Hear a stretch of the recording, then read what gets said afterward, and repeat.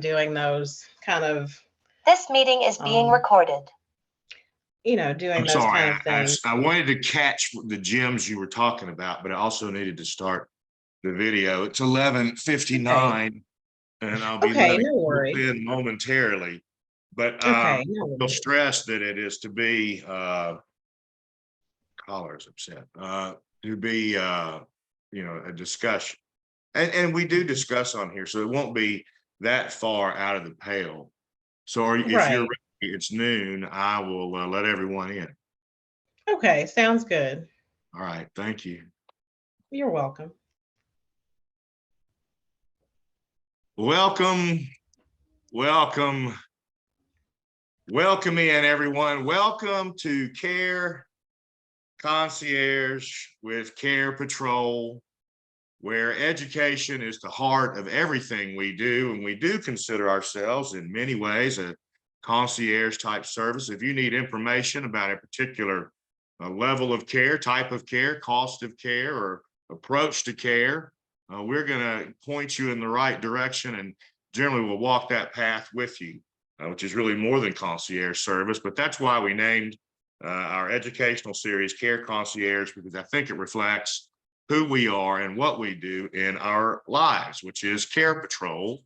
We help people find care options, whatever those may be. We help them understand the cost, and we're at no charge to them, as we are paid by the providers. And we are very transparent in all of our interactions, both with the people we're seeking residency, but also the providers, and also you, our referral service sources, to whom I must really owe a lot of thanks. These CEUs have allowed us to put our name out and have our name spoken by some of you, and it means really the world. I can't tell you how much your trust means to us.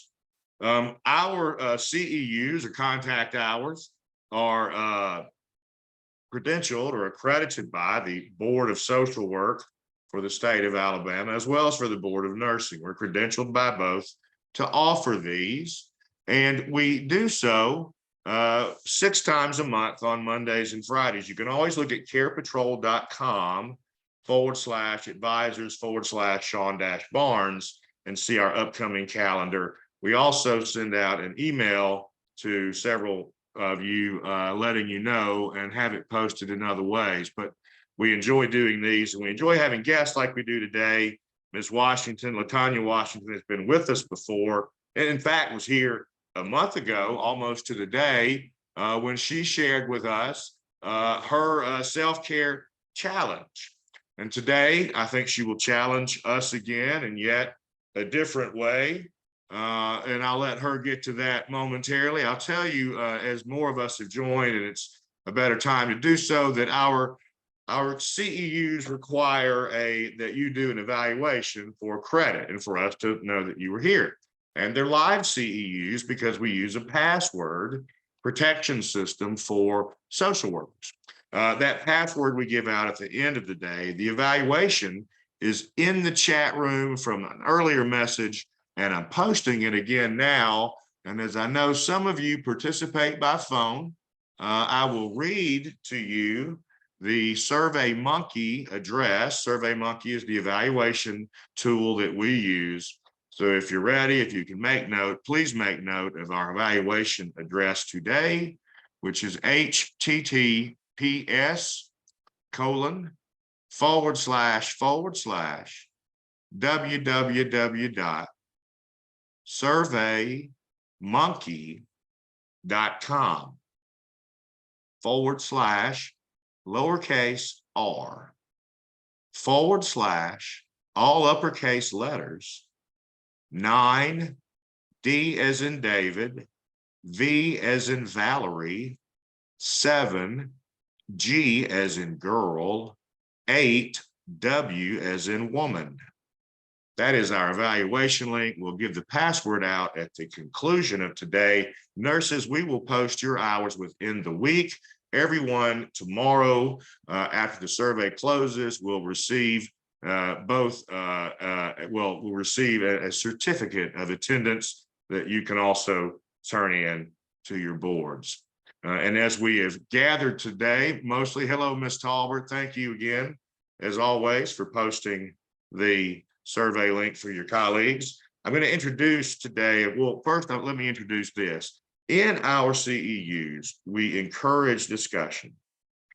We encourage you to use the chat room if you know how, and we encourage you to unmic and share your thoughts. And that's particularly true today. Because as I said earlier, Ms. Washington is here today to challenge us again. And that is to challenge us to share our experiences with one another for the benefit both of ourselves and of our colleagues. And so she is going to engage us. Hello and good afternoon, Ms. Johnson. Ms. Washington is going to engage us in a thoughtful, I think, discussion. And as we have pretty much gathered at this time, let me now introduce Ms. Washington. Please put it to us.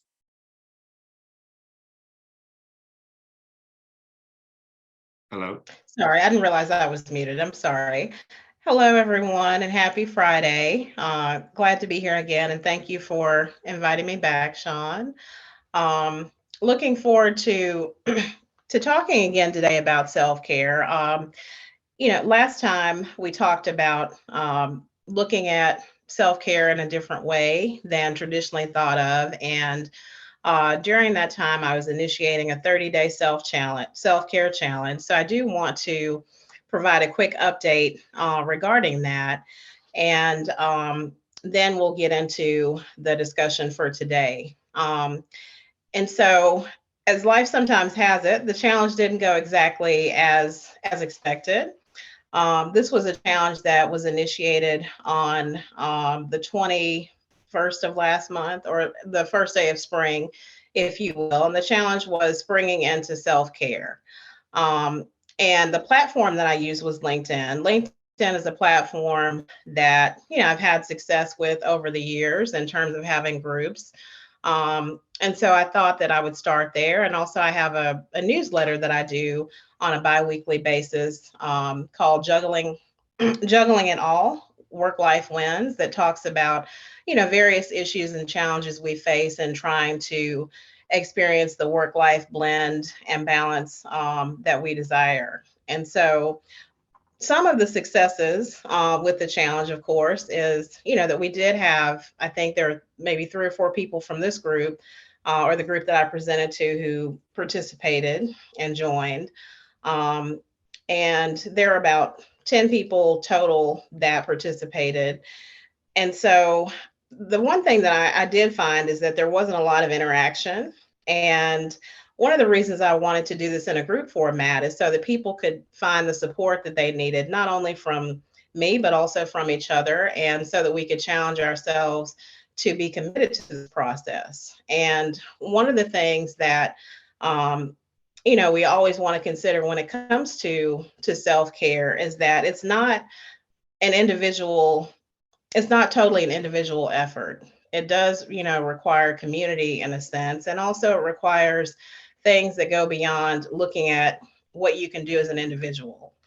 One of the things that I created and shared within the challenge is a manifesto that I'll see if I can share my screen and share that with you all. Let's see. Is the sharing enabled?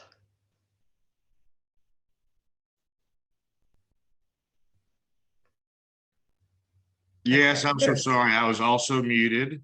Yes, you have or should have the capacity to share your screen. Okay, thank you.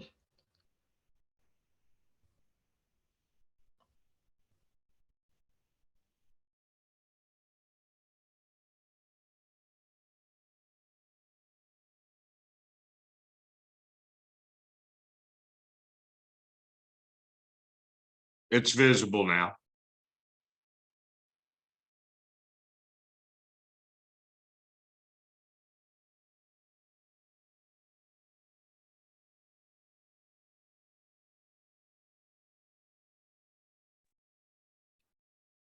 She's muted, Sean. Ms. Washington, I believe you're muted. You may not be, maybe, but I believe that you are. And thank you, whomever.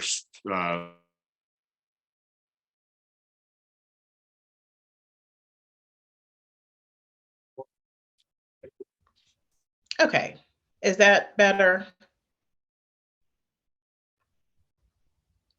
Are you Yes, all ma'am. able to hear me now? Yes, ma'am. Okay. We can hear you.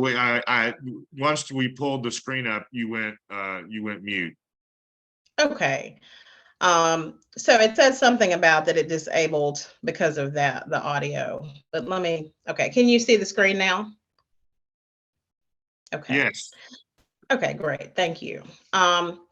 So I'll go over this. I believe that self-care is not a luxury, but a necessity it is the foundation upon which we build our well-being, resilience, and ability to show up fully in our lives. I reject the notion that self-care is selfish or indulgent, and instead embrace it as an act of self-love and empowerment. I believe that self-care is holistic and encompasses all aspects of our being: physical, emotional, mental, and spiritual. We recognize that taking care of ourselves in one area has a ripple effect on all other areas of our lives. I believe that self-care is an ongoing practice, not a one-time event or quick fix. I commit to making self-care a non-negotiable part of our daily lives and to continually learning and adapting our self-care practices as we grow and evolve. I believe that self-care is individualized and personal. What works for one person may not work for another, and I honor and respect each person's unique needs and preferences. I believe that self-care requires boundaries. I recognize that saying no is often saying yes to myself, and I prioritize setting healthy boundaries that protect our time, energy, and well-being. I believe that self-care requires vulnerability. I acknowledge that taking care of myself may sometimes feel uncomfortable or even scary, and I commit to being kind and compassionate with myself as we navigate our self-care journey. I believe that self-care requires self-compassion. I reject the notion that I must be perfect or have it all together, and instead embrace the truth that we are human and imperfect. I commit to treating myself with the same kindness and understanding that I would offer to a dear friend. I believe that self-care is a revolutionary act. I recognize that we live in a world that often values productivity, busyness, and achievement over rest, play, and self-compassion. I commit to challenging these norms and creating a culture that prioritizes self-care as a fundamental component of a fulfilling and healthy life. I am committed to practicing self-care as a way of honoring ourselves, our bodies, and our lives. I recognize that self-care is not always easy or comfortable, but I trust that by prioritizing my well-being, I will be better equipped to show up as my best self in all areas of my life.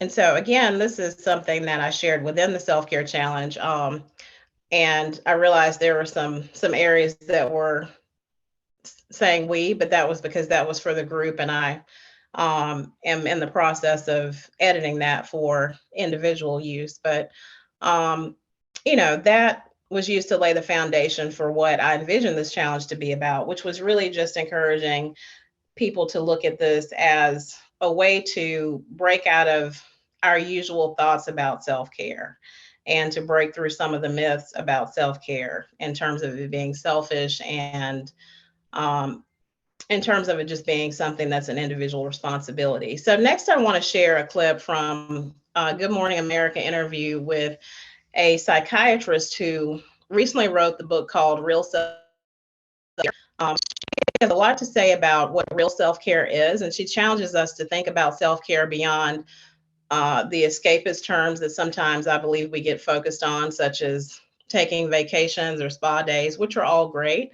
But self-care is about a lifestyle and maintaining habits that are going to support that lifestyle. So again, I'm going to share that.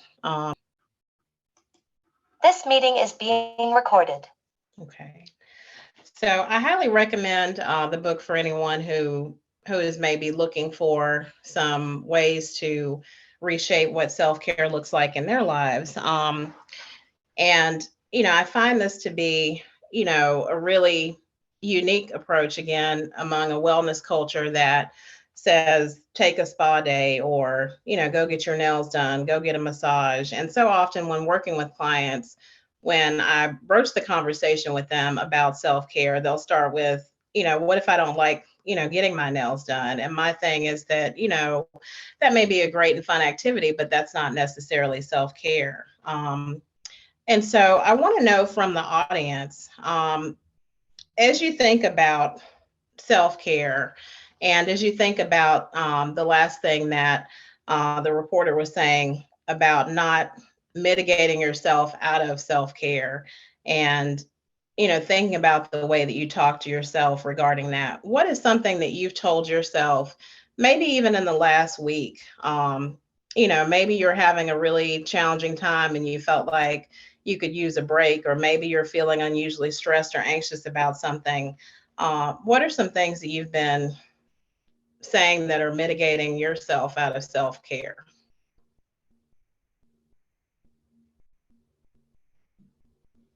This is Hardella. For me, sometimes it's like I'm too busy. I've got too much to do, or I'm going to have too much on my plate tomorrow if I stop to do this and that kind of stuff. Okay. Well, thank you for sharing, Hardella. So if I could ask you, since you mentioned that one of the things is like telling yourself that you don't have time, do you feel that that's like, could you say that that's 80% true? That you really don't have time or room on your plate? I can. Okay. You could ask the same of Christine Townsend, Bailey Wright, Kimberly Johnson, and Missy Etheridge, who also don't have the time. Miss Spann says she ain't got the money. That too. Okay. Well, the good thing about self-care is that, again, it can be free. It doesn't have to cost anything. Right. And so, and this is for anyone who feels like they don't have time. So one of the things that, I would challenge you to think about is, anytime that you're dealing with that kind of thought, toward things, or even if there's something else that maybe you're telling yourself that's preventing you from, leaning into self-care, you want to ask yourself, is this at least 80% true?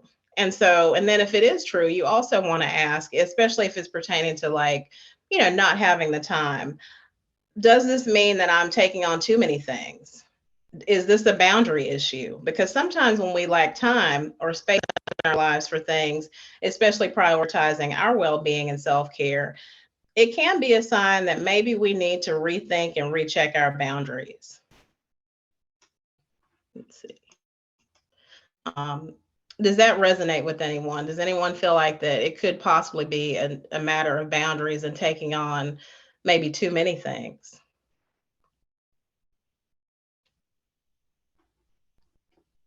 Let's see. Ms. Wright says, yeah, definitely. Ms. Hutton says she agrees. She also said she started a self-care routine just to leisurely walk around the track at her job while listening to music. She does it immediately after work for about 30 minutes, and that's essentially free.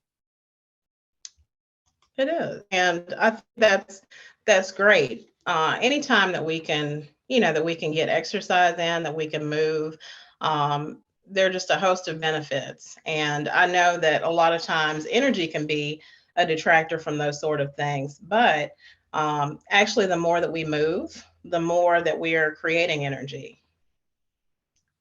Oh, we went physics on us. That's interesting. Ms. Etheridge says she needs priority resetting and progress. Such helpful information. Ms. Payne says, absolutely. I need to learn to say no to something. Okay. And Stephanie Fisher agrees that she needs to learn to say no.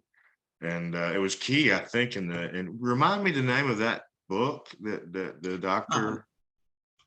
I'll put the title in the chat. It's the Real Self-Care or Real Self-Care. And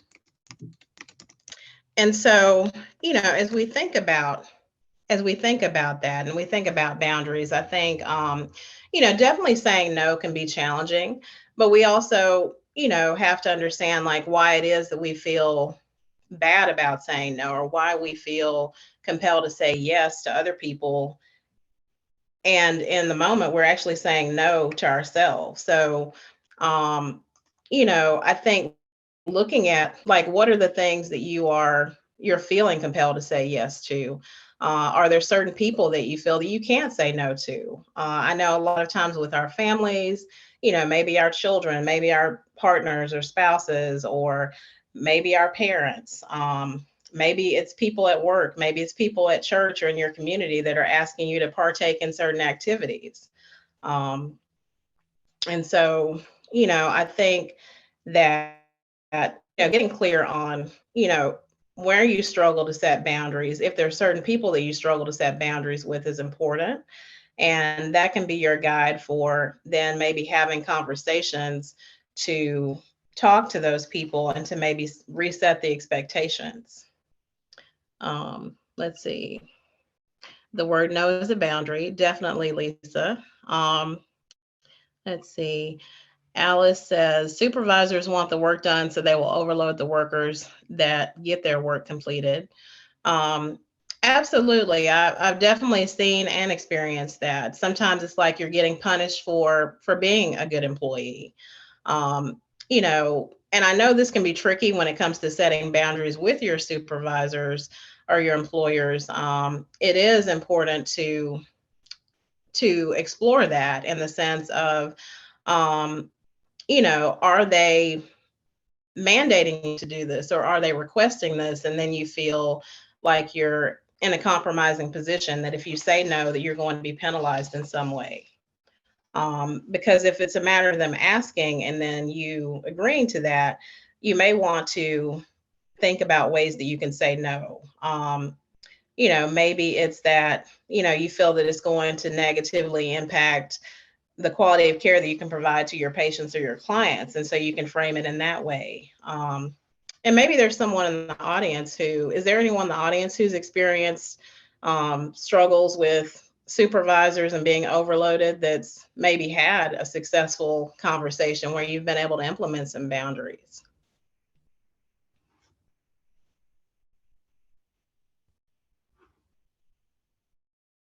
I think while they think about that, Ms. Van Horn has a good point that we should examine our schedules, that often we view being busy as productivity, but we may not be giving any of our obligations our very best. And Ms. Hutton says she understands because she feels such guilt to say no because she has such a helper spirit. Okay.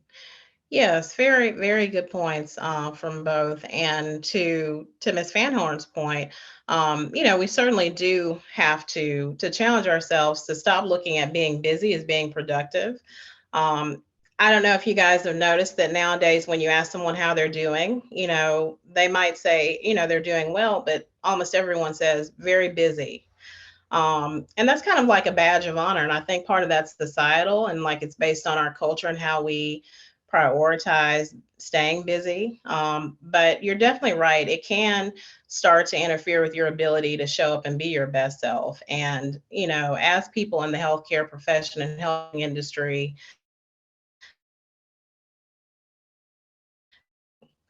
and so, and in turn, you know, I think part of it is being able to lean into the discomfort of the guilt that's going to happen when you are someone who has a helping spirit, when you are someone who takes pride in doing things for others. You're going to feel a bit of guilt when you take that time for yourself. But, you can't take care of other people and you can't be your best self if you're always leaning into saying yes to things and then maybe putting yourself on the verge of burnout or compassion fatigue or worse. Um, and so one of the other, okay, let's see. I want to go back to Stephanie, who, let's see. I explained to my supervisor when a call came in close to 4:30 p.m. that I would no longer take it. It would need to go to on-call. Started letting her know that I had things planned after work and family time. I had to draw a boundary to avoid burnout. Well, I think that's really wonderful, Stephanie, that you have the courage to do that. And, you share some excellent points that, if there's someone else that something can be more appropriately delegated to, then certainly we should advocate for that to be done. And also, I do believe that it helps when you have things to look forward to. When you know that you have plans after work, you're more likely to leave on time. And I think that, if at all possible, those are things that we have to consider. I did a poll on LinkedIn recently about how people unwind or like how they end their day, because I do believe that plays a pivotal role in, our overall well-being. And so many people said that they actually, spend their time unwinding either on social media or by like binge watching. And that can actually be detrimental. Again, we want to try to be active as possible. And I know after a long day at work, you might be really exhausted, but, evidence has been shown that there's a benefit to either spending time with your family or spending time doing an activity that you enjoy or, exercising. And so definitely planning things to look forward to can help as well. Let's see. Adriana says, nope, because quitting was the only thing that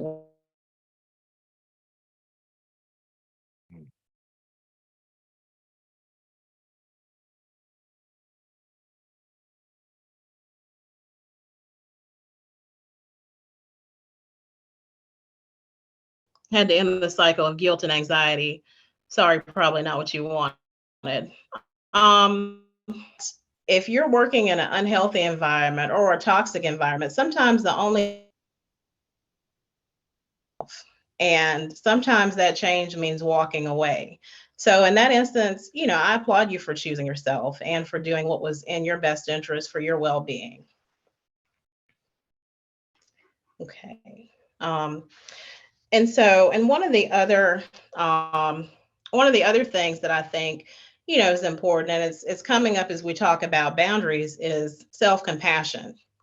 Um, for so many who work in healthcare and helping professions, you know, you have so much compassion for everyone else, but maybe it's a struggle when it comes to yourself. Maybe you're, saying things to yourself that are, harsh, or things that are mean, or maybe you're just telling yourself just to deal with it, just to get over it, because a lot of times we push ourselves to do things because we feel that it's in the best interest of our family. Most of us work because we have to, not because, we just want to. Um, and so as we think about that, I think it's important to frame things in terms of what would you say to a friend if they were having the struggles that you are? Like if you had a friend who was saying that they just don't have the time. They don't have the time to do the basic things that they need to do, such as going to the doctor, or, they don't have time to exercise. They don't have time to prepare.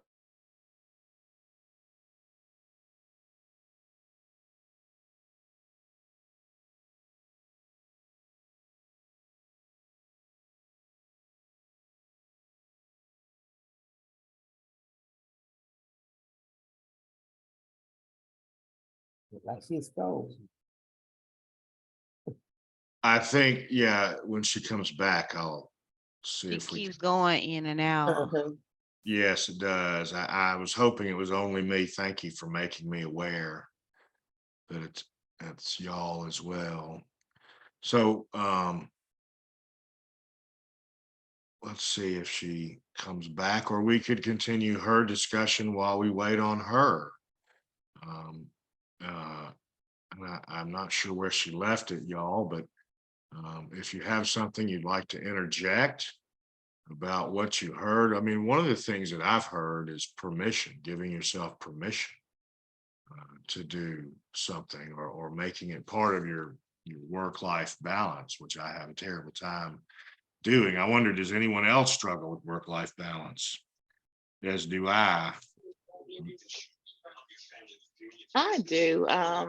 But my biggest thing now is due to the pre-diabetic information I've received from my doctor. I just know it's more of a walking thing that I need to just start saying yes to myself and no to others more so than I have been doing. Okay, and so managing your diabetic condition is part of the stress that you have. Is that, did I understand? Yeah, so it's my first time finding out I was diagnosed with pre-diabetes. So this is Oh, just you've just something been that we do for diagnosed. myself. Just not diagnosed. That's correct. So Oh, it's I just was trying to told make I the was. move. So you're thinking about making life changes, I guess, and that's scary. Exactly. Hi, Hey, Ms. Washington. hello. Sorry, I think something happened with my internet. Yeah, your internet seems unstable. So one thing you might do is turn off that video if it's still sitting there held out. That might be one of the things that's eating up some power. We were continuing Okay. discussion. You'd be happy to know. And Okay. Ms. Townsend was saying she thinks everybody has a problem with work-life balancing. I would say that I certainly do. And Ms. Fisher said we all do, but she believes that as we get older, it's easier to put things in perspective. I think that's true, and I also think it's a life stage thing. I mean, my children have now left the house, and so life is different for me. I don't want to call it a distraction, but I no longer have the distraction of managing their schedules and where they are and what they're doing. And I'm sorry, Right.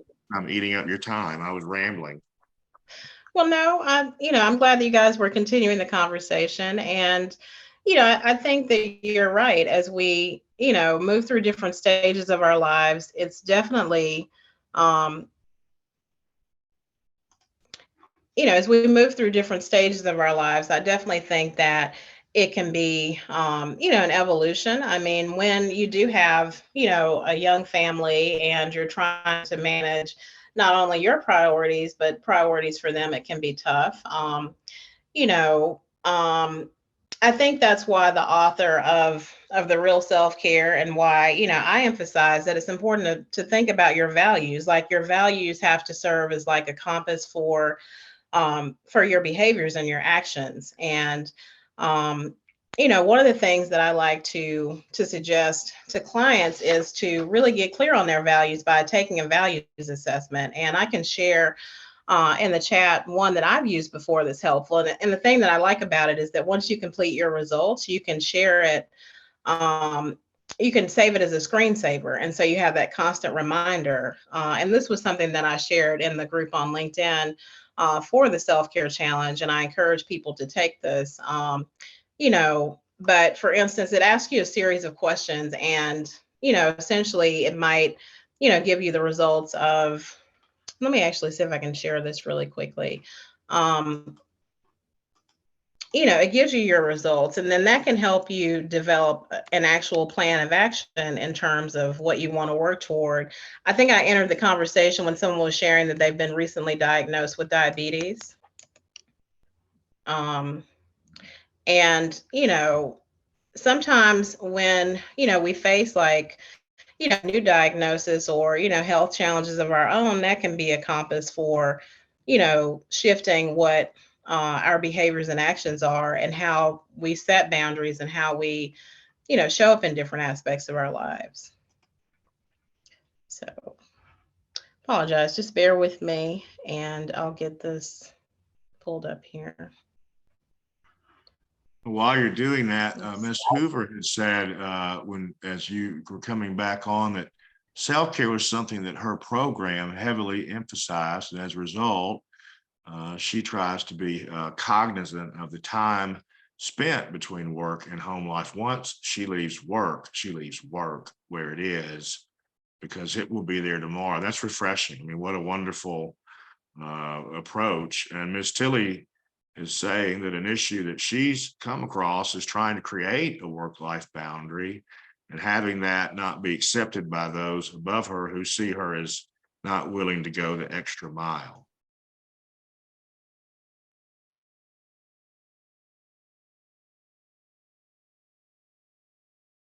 We can see your screen. But you're muted, Mr. Washington, again.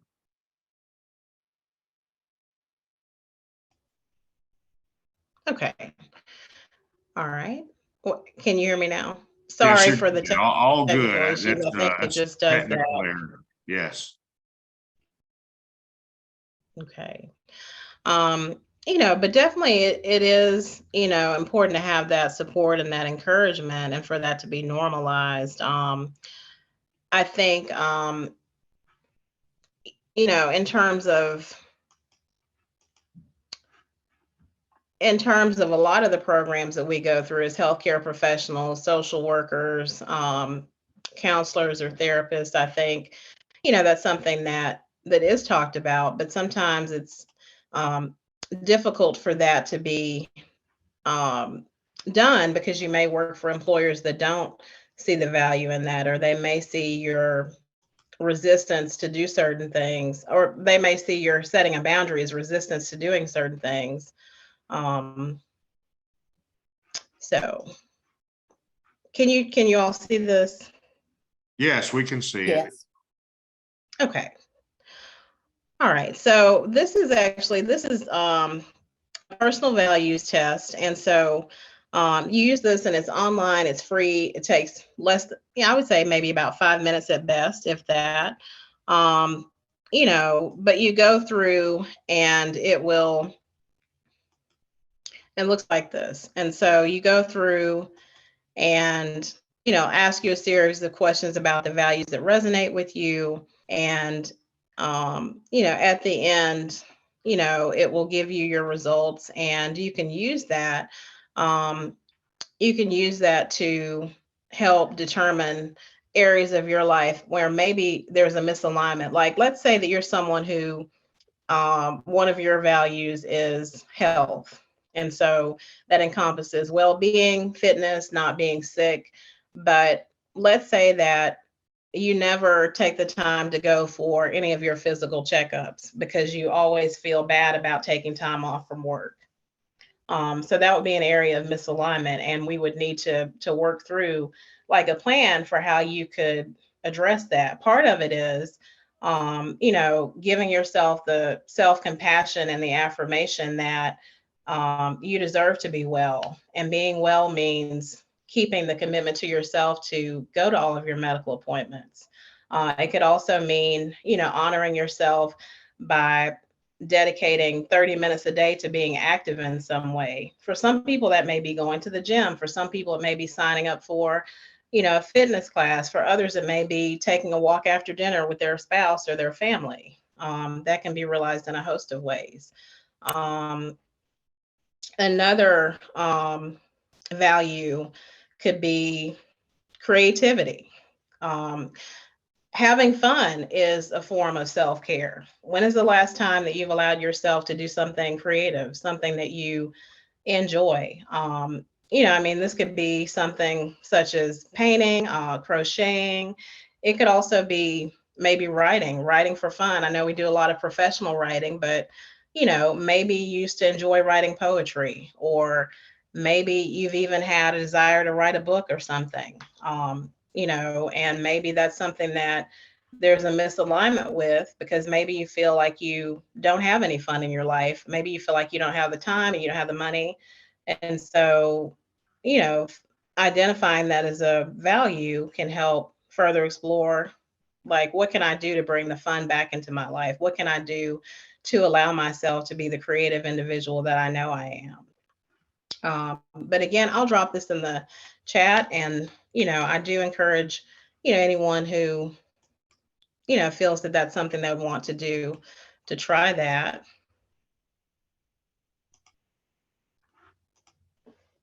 Okay, thanks for sharing that, Chloe. Chloe shared the link, and again, I encourage you all to try that.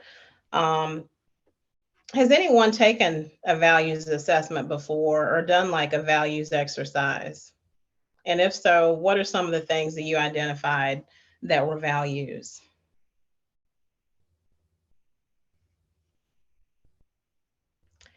or maybe even you just have a sense of like what is important to you. Like when you think about the things that you say are important to you, what are those things?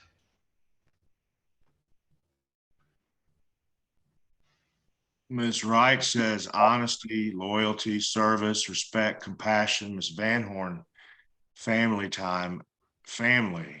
Ms. Townsend. Okay. Yeah, I was I'm gonna at a say point. family, Oh, peace of mind, because work can be so a lot sometimes in this field, social work. And so just to be able to leave on break and, get your peace of mind back for that hour, that's very helpful. I do believe that mental health counselors and mental health professionals should be able to get at least one day off of work a month just for a peace of mind to regroup. So, yeah. I Yeah. agree with you 100%, Rachel. Peace of mind is and family, and then just joy. Without Yes. feeling. Can't think of the word I'm trying to say.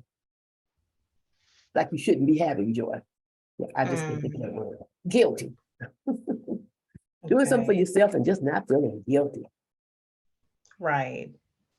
Yes, that's an excellent point. All of you are sharing wonderful things that we do need to take into consideration. And as you think about the things that you identified, as values, joy, peace, family time, church or spirituality, your health, are you taking actions on a consistent basis that indicate that there's alignment there? Or are you noticing as we talk about this that maybe there's a lot of misalignment in those areas? Maybe it's that you're not taking the time to engage in activities that allow you to honor your values. I'm taking the time because I'm getting older Mm. and I know time is limited. I see that. So I am trying to prioritize and put people first. And then, like my family and my friends, doing things with family and friends and getting out and enjoying myself. Okay. And so I noticed you said that you're doing this now because you recognize the time is limited. Is there anything else that you feel like that's helped you be more motivated to prioritize those things? Well, I've just had several close friends and families to pass away, and a lot of them from heart attacks and strokes. Okay. I'm very sorry to hear that. You know, losing loved ones, definitely has a way of making us aware of our own mortality and how precious time is. And so, again, getting alignment around those things and really challenging yourself to take action. And I always say, consistent action, because consistency always wins over intensity. And I don't know if any of you have read the book Atomic Habits by James Clear. One of the things he talks about is that if we get better 1% each day for a year, that will be 37 times better. And so that's just making one small change. And, I want to encourage you to think about that as you think about, where there may be some misalignments in your life that are causing you challenges with prioritizing yourself and your self-care. Um, and one of the things that I think can be helpful as well is really just looking at, what are the things that are within your span of control? So we all have things that are within our immediate circle of control or circle of concern, if you will. Then we have those things, those are the things that we have the most control over. So that would be things like our behaviors, our thought life, choices we make. Then you have the circle of some control where, you may have some control over that. This would be like work, for instance. You have some control over work in terms of where you choose to work, the boundaries that you set with coworkers, clients, or patients, or the boundaries that you set with your employers. but then your employer has some control over those things. Like you may not have complete autonomy over deciding your schedule and when you work. And then you have the external circle of control where these are environmental things. Like we can't, predict or prevent natural disasters from happening. We can't prevent, economic changes within our country that might affect us. And so, again, focusing on what's within your most immediate circle of control, that can really help you again to get better alignment in your life. And so for those of you who may feel that, you have little power to make those changes, I want to challenge you to start thinking about ways that you can empower yourselves by making changes in those areas. And so, maybe for those of you who say that, like family is a priority and that you don't have time. Consider that when you're being approached, by people, as I know people often approach, you know, they approach people that are in the helping profession because one, they know that you're going to show up and that you're going to be willing to help. But you want to think about, as I say yes to this opportunity, what am I saying no to? Am I saying no to, the time that I could have for myself or for my family? Am I saying no to maybe peace of mind? Because maybe when I say yes to things, I end up being overwhelmed and I regret it and I become frustrated and irritable. And then my family doesn't want to be around me, or I don't want to be around other people after that. So you want to think about this, in terms of like the consequences of saying yes. And then also you want to think about maybe if it's a struggle for you to say no, deciding to say, let me think about that. So often people, like I have clients that tell me, I said yes to this thing in the moment, and I really just didn't take the time to think about it. If I just stopped to think about it, I probably would have said no. And so just allowing yourself at least the space to really start thinking about the choices that you're making and not to allow yourself to be guilted or pushed into doing things that don't align with what your values are can be really helpful. Why don't we take a moment, if everyone could maybe share, you can either unmute and share, which would be wonderful, or you can share in the chat. What is one action that you feel like that you could take that's within your most immediate circle of concern or control over the coming weeks to better prioritize yourself and self-care?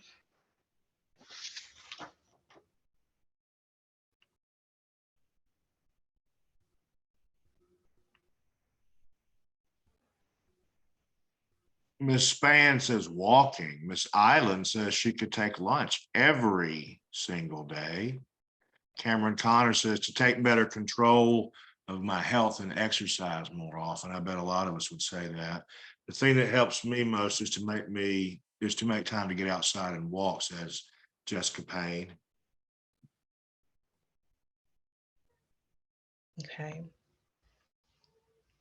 Make a plan. Make a plan. Yes.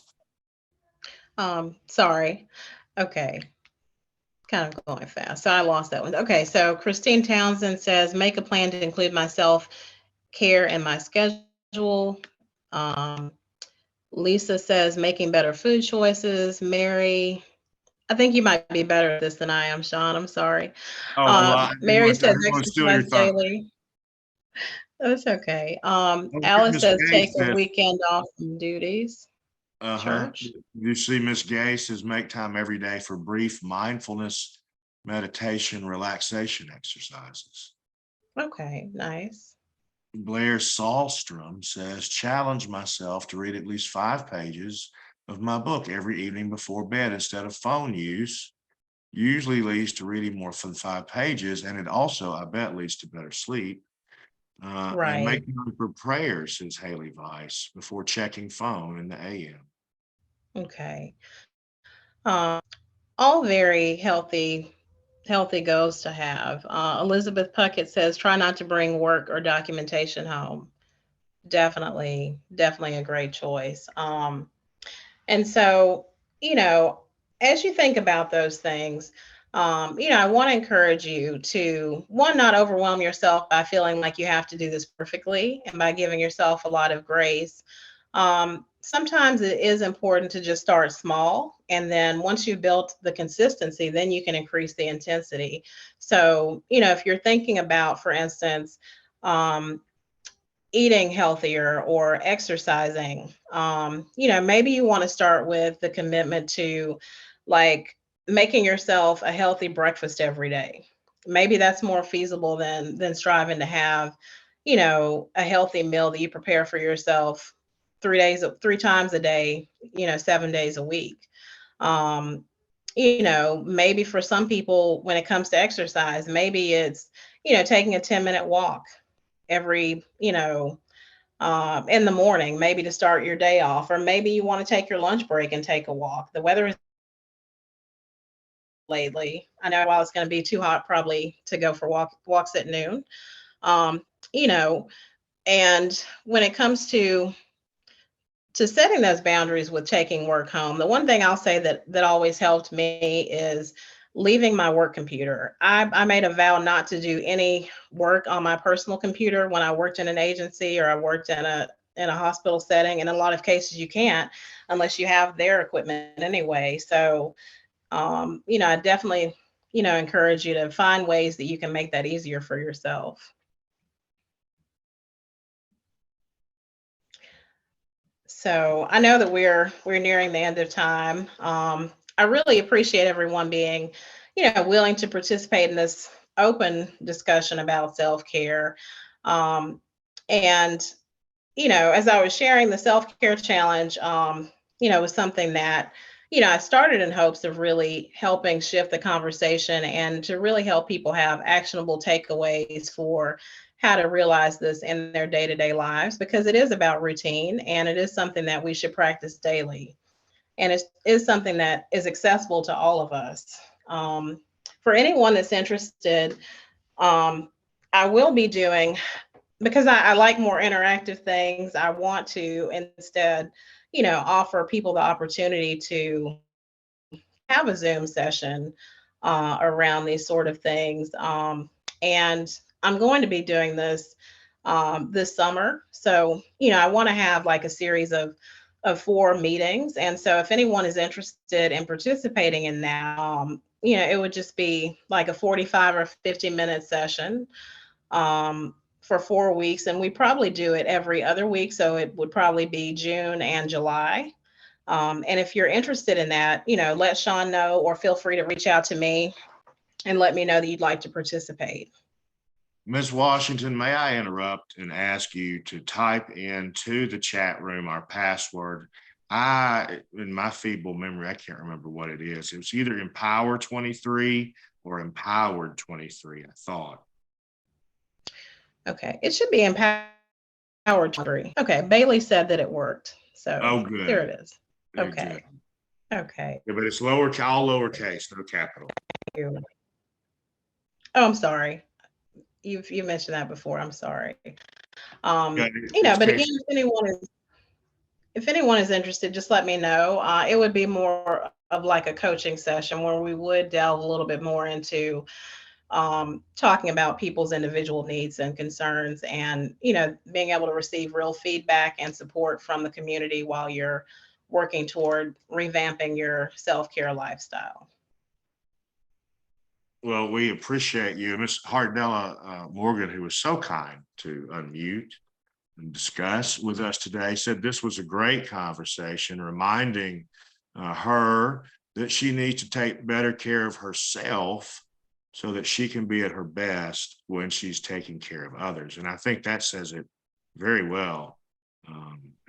Taking care of yourself to be at your best when taking care of others. If you need a selfless approach, that's it. If there's no selfishness in that, it's really still about other people. It's just you at your best you can take care of.